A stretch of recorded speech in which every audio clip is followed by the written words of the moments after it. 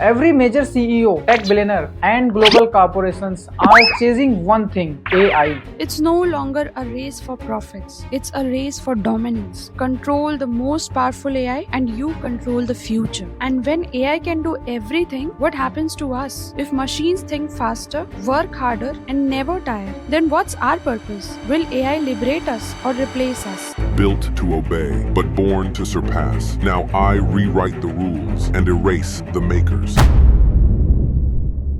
Some dream of a golden age where humans live life in peace, free from labor. Some see a future where people, free from work, grow through art, science, and learning. But let's not romanticize it too soon. What if in this world of perfect automation, we lose more than just jobs? What if we lose purpose? Not every soul wants to live among machines. For many, the absence of challenge, of meaningful work may not bring freedom, but a slow erosion of spirit. They might not feel free but empty. Boredom might not just follow us, might change who we are. Without struggle, without growth, what remains of the human experience? Others fear a world ruled by algorithms, where human choices no longer matter. We humans have created AI and its powers are truly amazing. Right now it is not danger, but with the speed it is growing, it can be a serious risk for humankind in future. A good example of how fast AI is growing is GPT-4. It has passed tough exams like the US bar exam, medical tests, and even advanced coding tests, things that humans take years to prepare for.